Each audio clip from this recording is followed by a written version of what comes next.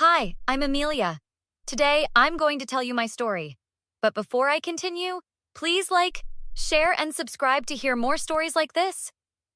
I've always been the fun aunt, the one who takes my niece to the movies, buys her ice cream, and listens to all her 11-year-old drama. Lily and I have always had a special bond. Even more so since her dad, Victor, moved in with them 3 years ago after he and my sister, Sophia, got married. It all started last month when I picked Lily up from school. She seemed quieter than usual, clutching her backpack like it contained something precious. "What's up, Buttercup? Bad day at school?"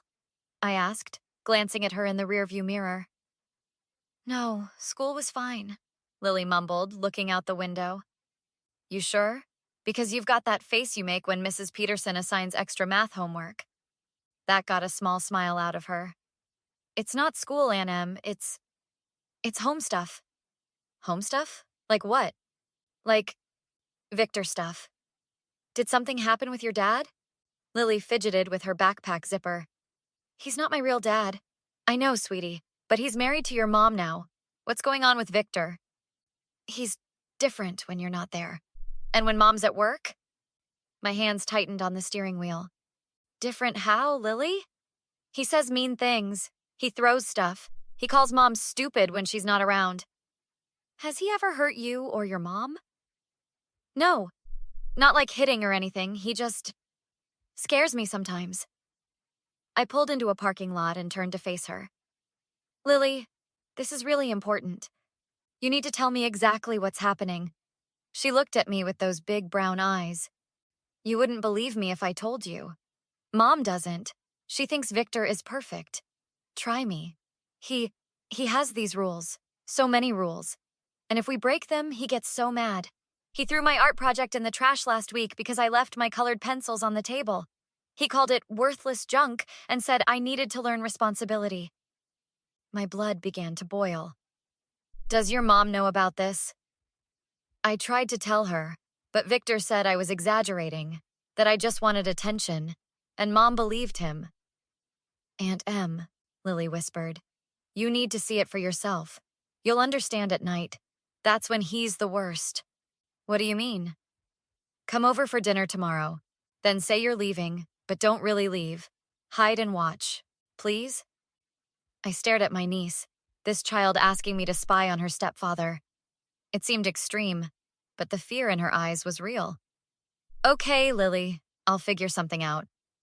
The next evening, I arrived at their suburban home with dessert and a plan. The dinner started pleasantly enough, with Victor playing the perfect host. He complimented my outfit, served the wine, and told amusing stories about his work. To anyone else, he'd seem like the ideal husband and father.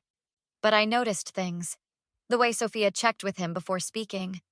How Lily flinched when he moved too quickly. The tension beneath the smiles. After dinner, I made my excuses. "Thanks for dinner, but I've got an early meeting tomorrow. I should head out." Victor smiled warmly.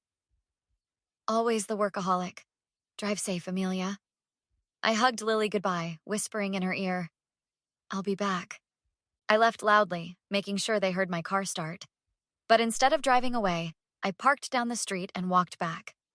Using the spare key Sophia had given me years ago, I quietly let myself in through the side door and slipped into the guest room closet, leaving it cracked open just enough to see into the hallway. For the first hour, I felt ridiculous. I heard normal evening sounds, dishes being washed, TV playing softly, Lily getting ready for bed. Then Victor's voice changed. "Why is there a dish in the sink? Didn't I tell you to clean up completely?" His tone was ice cold. "I was just about to," Sophia began. "Just about to isn't good enough. Do you think I want to come home to this mess every day?" "Victor, please. Lily's trying to sleep. Don't tell me what to do in my own house. This is my house. You live here because I allow it." I heard something slam, and Sophia's quiet gasp. "Look at this place. Look at you. You're letting yourself go, you know that? Your sister looked better than you today, and she's what, 5 years older?" "I'm sorry," Sophia whispered. "You should be. Now clean this up, and then we need to talk about your spending. I saw you bought lunch at work again." Their voices moved to the kitchen. I crept out of the closet and down the hall, heart pounding. I could now see them. Victor looming over my sister, finger jabbing the air inches from her face. Sophia, shoulders hunched, looking smaller than I'd ever seen her. And another thing, Victor continued, scrolling through her phone. Who's this Marcus guy you're texting? He's my coworker. We're on the same project.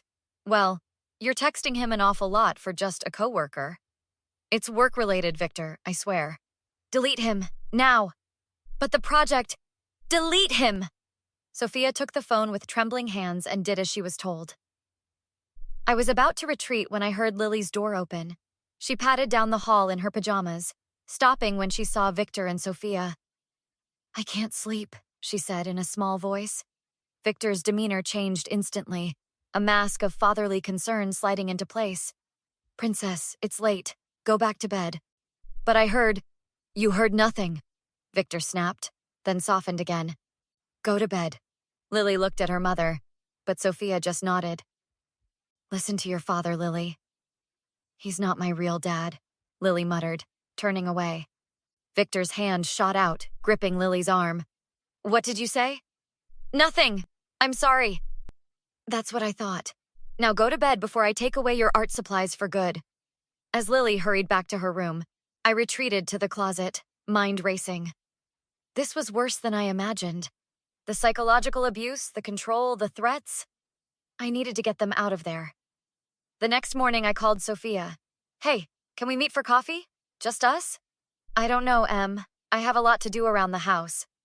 It's important. Please? Okay, but just for an hour. We met at a small cafe downtown. Sophia looked exhausted, with dark circles under her eyes, poorly concealed by makeup. What's going on, Em? You sounded urgent. I took a deep breath. I need to talk to you about Victor. Her expression closed off immediately. What about him? I was at your house last night. No, you weren't. You left after dinner. I came back, Sophia. I saw everything. I heard everything. Her coffee cup clattered against the saucer. You were spying on us? Lily asked me to. She's scared, and now I understand why. This is ridiculous. Victor is a good husband and father. Normal? Sophia, he controls what you wear, who you talk to, how you spend your money. He threatened your daughter. That's not normal. That's abuse. Keep your voice down, Sophia hissed. You don't understand our relationship. Then help me understand why my confident, independent sister is now jumping at shadows. Sophia stood abruptly. I'm not having this conversation. Stay out of my marriage, Amelia. I mean it. That afternoon, I called Diana, who worked as a counselor at a women's shelter. It's textbook emotional abuse, Diana confirmed after I described what I'd witnessed. The isolation, the control, the Jekyll and Hyde behavior, classic signs. What can I do? She won't listen to me. Unfortunately, you can't force her to see it or leave him, but you can document everything, be there for her and Lily, and help her see the reality of her situation. That night, I couldn't sleep. I kept seeing Victor's face, hearing his voice, imagining what might be happening in that house. The next day, I invited Lily to spend Saturday with me. Victor surprisingly agreed, probably wanting my sister to himself. Thanks for coming to our house, Aunt Em, Lily said as we shared milkshakes at her favorite diner. Did it help? Did you see? I saw everything, Lily. You were right. Her eyes filled with tears. Mom doesn't believe me. She says I'm being dramatic. Has he ever hit you or your mom, Lily? No, but last week he grabbed Mom's arm so hard it left marks. She wore long sleeves for days. I felt a chill run through me. Listen, Lily, we're going to fix this, okay? But I need your help. I need you to be brave and tell me everything. Over the next hour, Lily poured out story after story. Victor checking the mail before Sophia could see it. Victor accidentally breaking her mother's favorite necklace from her grandmother. Andy has Mom's passwords for everything, Lily added. Her email, her bank accounts, even her work computer. How do you know that? He makes her write them all down in his special notebook. He keeps it in his desk drawer. An idea began to form. If I could get that notebook, I might have enough evidence to convince Sophia of what was happening. Lily, would you be willing to help me get that notebook? Her eyes widened. He'd kill us if he caught us. He won't catch us. But we need to be smart about this. Together, we hatched a plan. The following Friday, Sophia had a work dinner she couldn't avoid. Victor would be home with Lily. I would come over to help babysit, since Victor had mentioned wanting to catch up on work. When Friday arrived, I showed up at their door with pizza and movies.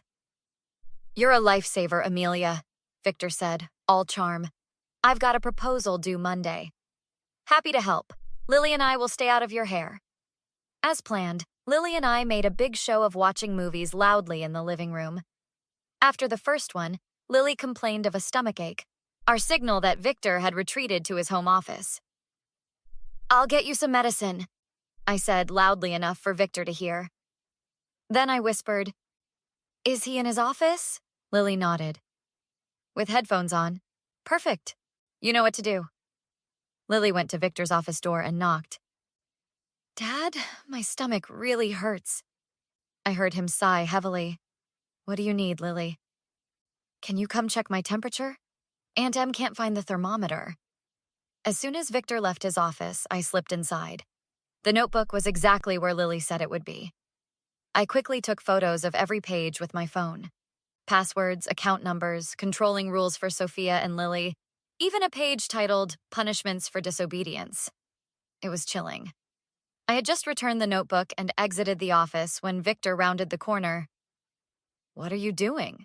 he asked suspiciously. "Looking for you," I said smoothly. "Lily's really not feeling well. I think we need to call Sophia." Victor frowned. "That's not necessary. It's probably just too much pizza." "Still, a mother should know," I insisted, pulling out my phone. "I said no," Victor snapped, his mask slipping. "I'm in charge when Sophia's not here." I raised an eyebrow. "Wow, Victor, that's quite a tone. Is that how you normally speak when my sister's not around?" He caught himself, face smoothing into a pleasant smile. "Sorry, I'm stressed about this proposal." But I had seen it, the real Victor, emerging for just a moment. And I had the evidence in my phone. The next day, I met with Diana again, showing her the photos. "This is more than enough for a restraining order," she confirmed. "And look at this page. He's been stealing money from her accounts." Armed with this knowledge, I invited Sophia to lunch on Monday. This time, I brought backup. Marcus, her coworker whose contact Victor had forced her to delete, and Diana. Sophia was furious when she saw them. "What is this? An intervention? How dare you?" "Sophia, please," Marcus said gently. "Just listen. We're worried about you." "There's nothing to worry about. Victor is a good husband." "A good husband doesn't do this," I said, showing her the photos of the notebook. She stared at the images, color draining from her face. "Where did you get these?" "From Victor's desk. Sophia, he's monitoring everything you do. He's controlling you and Lily. And look at this. He's been transferring money from your personal account to his." That's for our joint expenses," she said weakly. "Sophia," Diana said softly, "what Victor is doing, isolating you, controlling you, threatening you and Lily, it's textbook abuse. It always gets worse.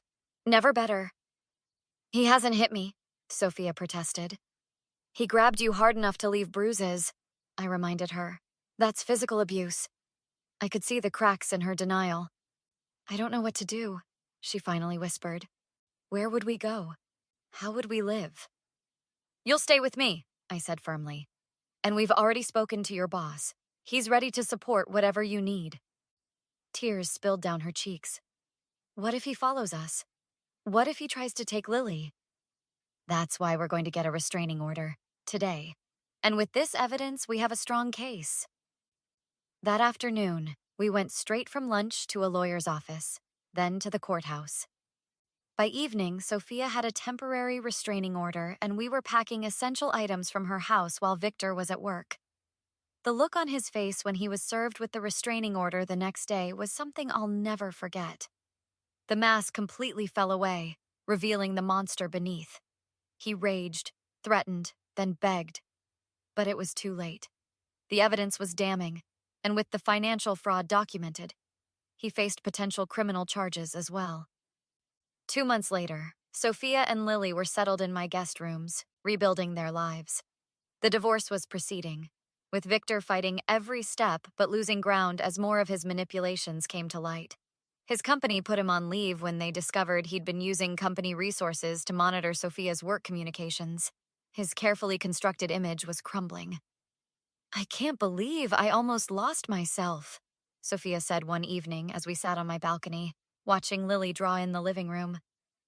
"That's how abuse works," I replied. "Slowly, day by day, until you can't remember who you used to be." "You saved us, Em." I smiled at my sister, seeing glimpses of her old self returning. "No, Lily saved you both. She was brave enough to ask for help." Inside, Lily was laughing at something on TV, a sound I hadn't heard in months. My niece, who had been wise enough to say, "You'll understand at night," and brave enough to help expose the truth. "So," I said, turning to you, my audience, "what would you have done if you discovered someone you love was being abused? Would you have intervened or minded your own business? Let me know in the comments below.